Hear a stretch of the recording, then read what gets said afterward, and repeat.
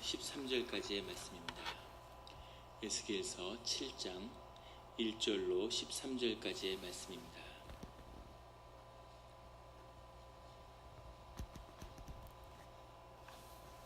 다 같이 한 목소리로 봉독하시겠습니다. 또 여호와의 말씀이 내게 임하여 이르시되, 너 인자야, 주 여호와께서 이스라엘 땅에 관하여 이같이 말씀하셨느니라. 끝났도다. 이 땅 사방의 일이 끝났도다. 이제는 내게 끝이 이르렀나니 내가 내 진노를 내게 나타내어 내 행위를 심판하고 내 모든 가증한 일을 보응하리라. 내가 너를 불쌍히 여기지 아니하며 긍휼히 여기지도 아니하고 내 행위대로 너를 벌하여 내 가증한 일이 너희 중에 나타내게 하리니 내가 여호와인 줄을 너희가 알리라. 주 여호와께서 이같이 이르시되, 재앙이로다. 비상한 재앙이로다. 볼지어다. 그것이 왔도다. 끝이 왔도다. 끝이 왔도다. 끝이 너에게 왔도다. 볼지어다. 그것이 왔도다. 이 땅 주민아, 정한 재앙이 내게 임하도다. 때가 이르렀고 날이 가까웠으니 요란한 날이요 산에서 즐거이 부르는 날이 아니로다. 이제 내가 속히 분을 내게 쏟고 내 진노를 내게 이루어서 내 행위대로 너를 심판하여 내 모든 가증한 일을 내게 보응하되 내가 너를 불쌍히 여기지 아니하며 긍휼히 여기지도 아니하고 내 행위대로 너를 벌하여 너의 가증한 일이 너희 중에 나타나게 하리니 나 여호와가 때리는 이임을 내가 알리라. 볼지어다. 그날이로다. 볼지어다. 임박하도다. 정한 재앙이 이르렀으니 몽둥이가 꽃이 피며 교만이 싹이 났도다.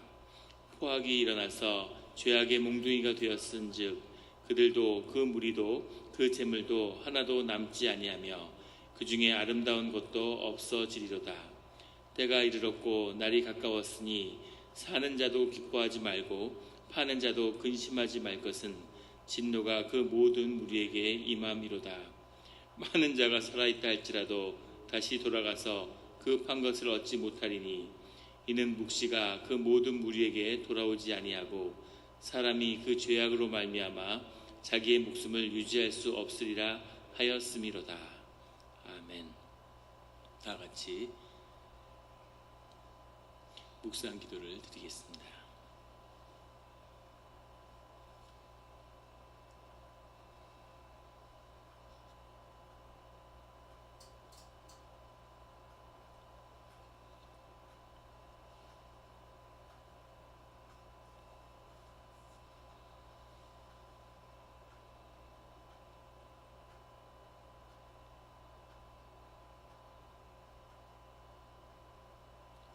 하나님 아버지, 감사합니다. 주의 음성을 듣고자 저희가 새벽 제단 앞에 모였습니다. 우리 마음의 기도와 우리 마음의 묵상이 주님께 연락되기로 합니다. 감사드리며 예수 그리스도 이름으로 기도드렸습니다. 아멘. 오늘 에스겔서 7장 1절의 말씀 이렇게 시작하고 있습니다. 또 여호와의 말씀이 내게 임하여 이르되, 주님의 말씀이 에스겔에게 다시 임하였는데 2절에 너 인자야, 주 여호와께서 이스라엘 땅에 관하여 이같이 말씀하셨느니라. 끝났도다. 이 땅 사방의 일이 끝났도다. 이스라엘 땅에 관한 하나님의 섭리, 하나님이 하시고자 하는 하나님의 뜻이 이제 우리가 보이는 세계에서 이루어지는 그 일이 시작됐다고 알리고 있는 거죠. 그 임박한 주님의 징계에 대한 말씀을 시작하고 있습니다. 이 땅 사방의 일이 끝났도다. 이 땅의 모든 일이 끝났도다 라고 하는 일은 하나님이 이스라엘 향한 징계가 시작됐다는 의미죠. 이것이 세상을 향한 심판의 일이 된다는 것을 아울러 주님이 말씀하고 있습니다. 주님이 세상의 모든 일을 이끌고 주님의 경륜 가운데 다스리시지만은, 하지만 그 가장 중요한 주님의 자녀들, 믿는 자들, 구속된 자들을 속량하시는, 새롭게 하시고 그 가운데 하나님의 일을 일으키시는 그 일이 세상 가운데 가장 중심이라고 하는 것을 말씀하고 계시는 거죠. 세상에 많은 일이 있고 많은 사람들이 여러 모양으로 살아가지만 그 중심에는 이스라엘의 속량이라고 하는 새로운 예루살렘을 세운다고 하는 그 주님의 뜻이 그 중심에 있음을 보여준다고 하겠습니다. 그래서 이스라엘 땅에 관한 말씀이지만 이 땅 사방의 일이 끝나는 이야기이기도 한 것이죠. 늘 삶의 중심에서 하나님의 일을 이루는 성도님들이 되시기를 예수 그리스도의 이름으로 축원합니다. 3절에 내 행위를 심판하고 내 모든 가증한 일을 보응하리라. 4절에 내가 여호와인 줄 너희가 알리라.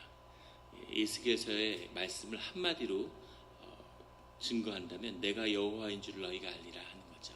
이사야서가 남은 자는 돌아오리라 이렇게 한마디로 요약할 수 있다면 에스겔서는 내가 여호와인 줄을 너희가 알아야 된다라는 겁니다. 주님이 쭉 반복해서 주님이 우리의 행위대로 갚으실 거라고 말씀하고 계시는 겁니다. 우리의 행위를 심판하신다고 하면 살아남을 자가 없겠죠. 그리고 주님이 반드시 그 일에 대한 보응과 그 심판을 이루신다는 겁니다. 그 일을 우리가 이루지 않는 것처럼 주의 은혜라는 것은 예수님이 그 심판을 대신 지시고 그 징계를 받으셨다는 의미지 징계가 없거나 심판이 없다는 의미가 아닌 것이죠. 십자가의 사건은 우리를 향한 은혜의 사건이지만 동시에 우리를 향한 주님의 가혹한 심판의 이야기임을 우리가 늘 기억해야겠습니다. 예수 그리스도의 능력은 우리가 예수님과 깊은 연합을 이룰 때만이 나타나는 것이지 그 은혜가 그냥 값싸게 주어지는 것은 결코 아닌 것을 주님이 거듭 말씀하시는 거죠. 오직 예수 그리스도의 은혜가 우리가 함께 할 때만이 우리의 행위대로 심판하는 것이 아니라 은혜로 우리를 구원하시는 그 역사가 우리에게 있다는 것을 다시 기억하게 됩니다. 늘 십자가를 의지하는 예수 그리스도의 보혈에 의지하는 우리 성도님들이 되시기를 예수 그리스도의 이름으로 축원합니다. 7절에 이 땅 주민아 정한 재앙이 내게 임하도다. 때가 이르렀고 날이 가까웠으니 요란한 날이요 산에서 즐거이 부르는 날이 아니로다. 정한 재앙이라는 말의 말은 하체피라라는 말인데 이것을 정한 재앙이라고 상당히 이렇게 끌어다 해석을 했습니다. 운명이라는 뜻도 있을 수 있고 아침이라는 뜻도 있고 우리가 성경에서 얘기하는 화관을 씌웠다. 화관을 내게 씌우고 할 때 화관도 이 하체피라입니다. 근데 이것을 이제 재앙으로 해석한 건 뒤에 나오는 요란한 날이지만 산에서 즐거이 부르는 날이 아니라는 말 때문이죠. 원뜻의 정확한 의미는 새로운 일, 너희가 이제까지 경험해 보지 못한 일, 그런 일이 이제 시작된다 이런 뜻입니다. 상상하지 못했던 우리 경험 안에서 예측하지 못했던 그런 일들이 시작되는데 그 일이 결코 즐겁고 좋은 일은 아닐 것이다 라고 말씀하시는 거죠. 새로운 일, 경험하지 못한 일, 우리가 모르는 것이 가장 두렵고 우리 경험 안에서 예측할 수 없는 일에 대한 두려움이 사람 가운데 있죠. 그리고 신앙의 핵심은 그 두려움을 헤치고 살아가는 것입니다. 사람들은 안전을 추구하려고 하는 것이 가장 기본적인 욕구라고 그러죠. 어떻게 하면 안전을 회복할 수 있을까? 어떻게 하면 예측 가능한 삶을 살 수 있을까? 그래서 내가 사람들이 재밌죠. 한 80, 90은 살 거라고 이렇게 가정을 하고 소위 이제 은퇴 준비라는 걸 합니다. 그런데 은퇴가 언제 이루어질지 또 은퇴 이후에 얼마나 살게 될지를 누가 보장해 주었습니까? 내가 그냥 생각하는 거죠. 내 생각이, 내 경험이 내 삶을 예측 가능한 것으로 만들고 그 안에서 안정감을 느끼고 싶은 거죠. 근데 세상에 그런 안정함은 없다는 겁니다. 그래서 오직 우리를 지킬 수 있는 분은 주님밖에 없고 삶의 진실은 계속되는 모험과 불안정으로 나아가는 거죠. 그 불안정을 받아들이고 그 불안함을 받아들이지만 그 안에서 염려하지 않고 평안을 느끼고 주님의 보호하신 가운데 오직 주님을 의지하는 것, 이것이 삶의 진실이고 생명의 진실인 것이겠죠. 늘 주님만을 의지하는, 내가 내 삶을 염려한다면 믿음의 반대는 불신앙이 아니라 염려라고 합니다. 내가 내 삶을 염려하고 있다면 하나님을 잃어버렸다는 증거죠. 이렇게 되면 어떡하지? 저렇게 되면 어떡하지? 그것은 주님께 맡기고 오직 오늘을 살아가는 거죠. 정한 재앙이라고 했지만 사실은 하나님의 새 일이 시작되는 겁니다. 그 일의 가능성은 열려 있는 거죠. 그 일이 우리에게 우리의 삶을 파괴하는 일이 될 수도 있고 우리 삶을 완전히 새롭게 하는 새로운 시작점이 될 수도 있는 거죠. 늘 축복과 이 고난은 맞닿아 있는 거죠. 그것을 우리의 반응으로, 주님을 향한 우리의 나아감으로 그 삶의 변화를, 내용을 채우는 것, 이것이 신앙의 비밀입니다. 그래서 우리의 믿음의 선진들이 늘 보여주었죠. 늘 어떠한 변화, 어떠한 환란이 와도 그 가운데 하나님의 축복의 역사를 이루어내는 그런 믿음, 그런 기도, 그런 신앙의 자녀들이 되시기를 예수 그리스도의 이름으로 축원합니다. 10절에 볼지어다 그날이로다 볼지어다 임박하도다 정한 재앙이 이르렀으니 몽둥이가 꽃이 피며 교만이 싹이 났도다.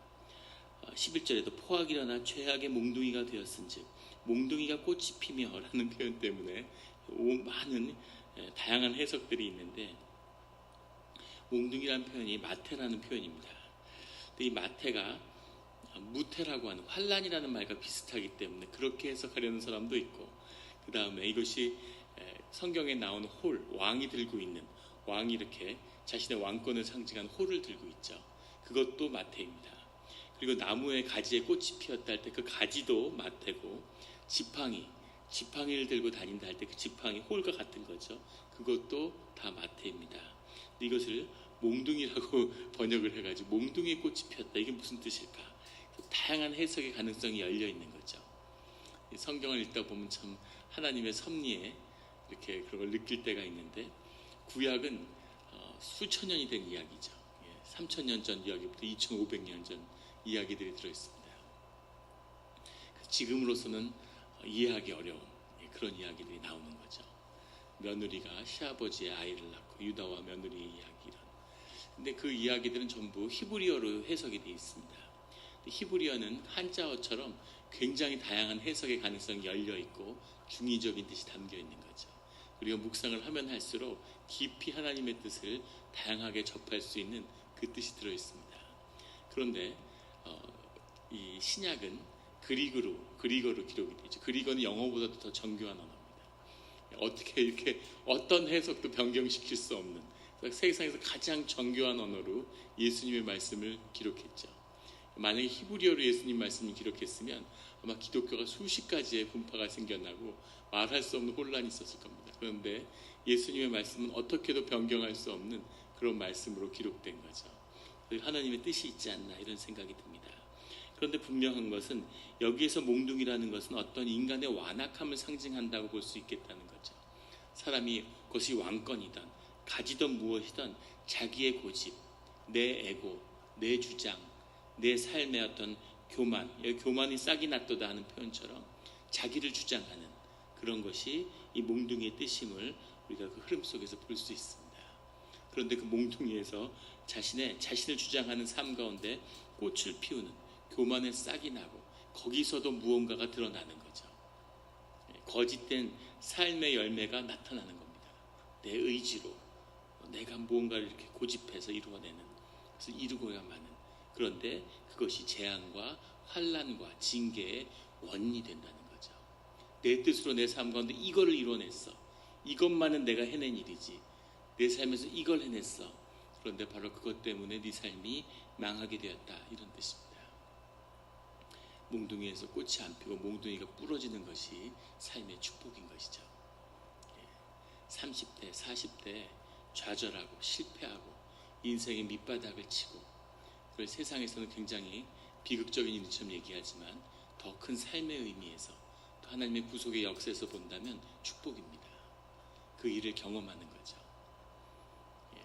후보라고 하는 미국의 FBI라는 걸 만들어낸 사람이 있죠. 29살 때 국장으로 취임해서 48년간을 국장으로 있었고 미국의 밤의 대통령이었다고 그러죠. 8명의 대통령이 지나갔는데 어떤 대통령도 후보와 의논하지 않거나 후보의 마음에 안 드는 사람을 장관으로 임명할 수 없었다고 합니다. 사실상 미국을 지배하는 사람이었다고. 그 사람이 호언한, 주변에 있는 사람들이 증언하는 일생 가운데 한 번도 실패란 걸 해본 적이 없고 본인이 권력이 있으니까 뜻을 세우면 모든 일을 다 이뤘다는 거죠. 무서운 사람이었다고 하는데 그 사람의 자서전을 이렇게 보면서 일생 전체가 크게 보면 큰 실패였구나 하는 것을 보게 되는 거죠.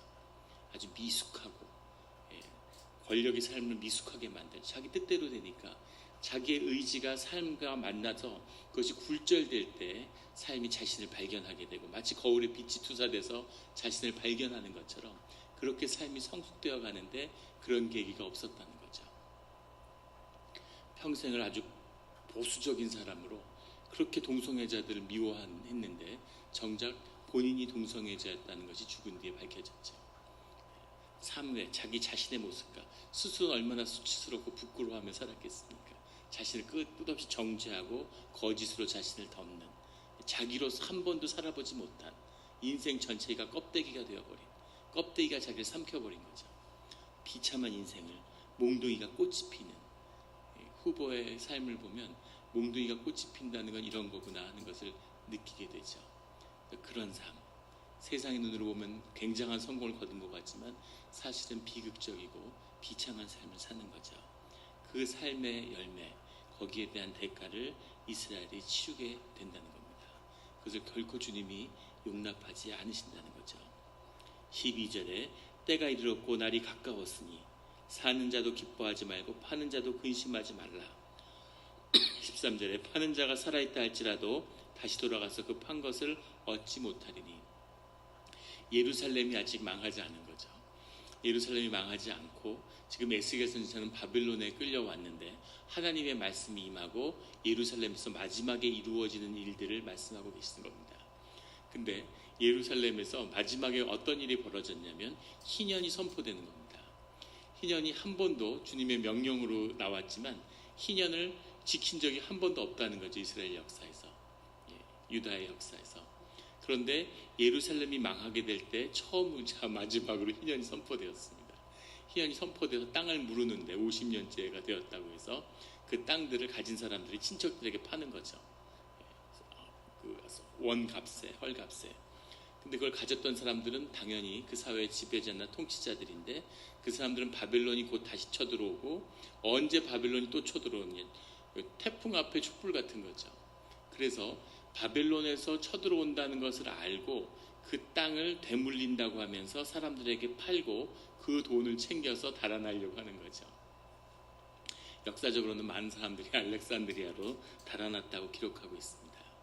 그런데 그 사는 자, 그 땅을 사는 자겠죠. 땅을 사는 자, 땅을 파는 자나 똑같이 다 망하게 될 거라고 얘기하는 겁니다. 나는 지금 돈을 챙겼어. 배가 침몰하는데 배 위에서 한번 도박을 한다고 생각해 보십시오.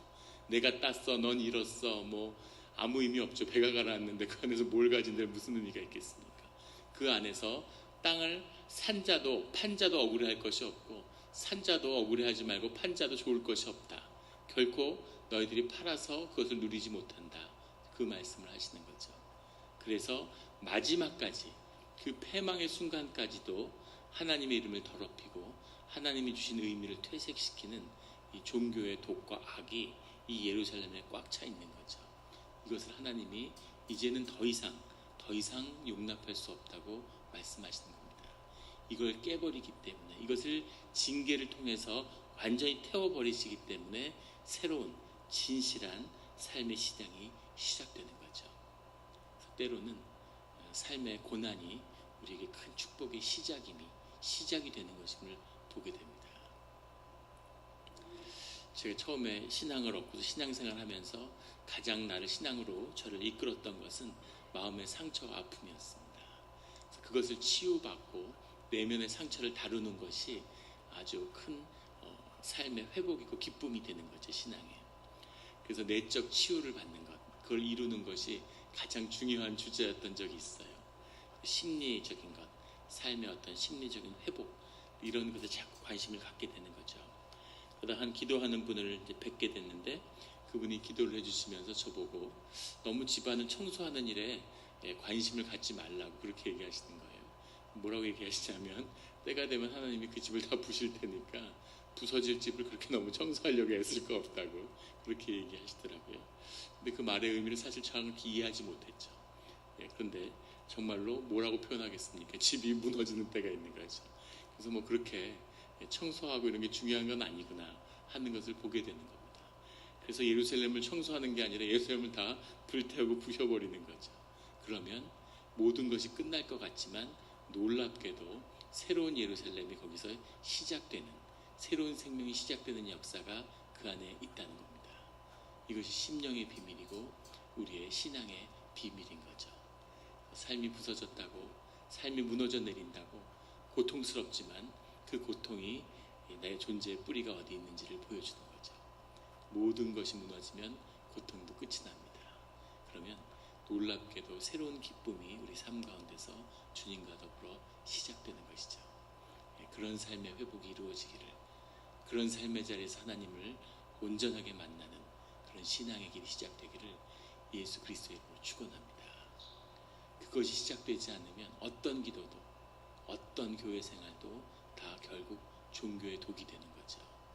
결국 하나님을 가로막고 하나님을 욕되게 하고 우리의 삶을 파괴하고 자녀의 축복을 가로막는 그런 것으로 끝이 난다고 하는 것을 우리가 기억해야 되겠습니다.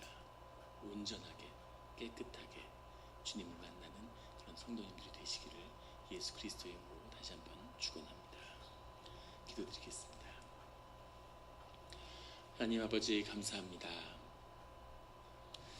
우리가 삶 가운데 많은 어려움이 있는데 늘 어려움을 피하려고 하고 어려움 없이 안전하고 무난한 삶을 살려고 늘 하나님이 주시는 도전을 피하여 도망 다녔음을 주님 앞에 고백합니다. 성경이 우리를 불편하게 하는 것은 이 고난의 이야기임을, 이 불을 통과해야 하는 것임을 보게 됩니다. 주여 아버지여, 이제 때가 찼사오니 이제 도망갈 곳도 없고 인생이 다 떠내려가서 어디로 더 갈 데도 없습니다. 주님, 이 고난을 마주하게 하시고 이 타는 떨기나무 아래에 있는 그 고난 가운데 있는 삶을 붙잡아서 그 안에서 주님을 만나는 그런 신앙이 되게 하여 주시옵소서. 삶이 어디서부터 무너져 내렸는지, 어디서부터 잘못됐는지를 가늠할 수가 없습니다. 다 부숴버리고 다 깨끗이 태워버리고 주님의 이름으로 벽돌 하나를 다시 쌓으며 주님의 집을 새롭게 지어가는 그런 신앙의 자리가 되게 하여 주시옵소서. 다 늦은 것 같지만 그게 가장 빠른 길이고 어떻게든 돌아가려고 했지만 어디로도 돌아갈 수 없다는 것을 주님이 보여주셨습니다.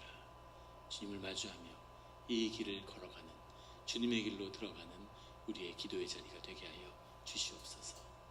감사드리며 예수 그리스도의 이름으로 기도드렸습니다.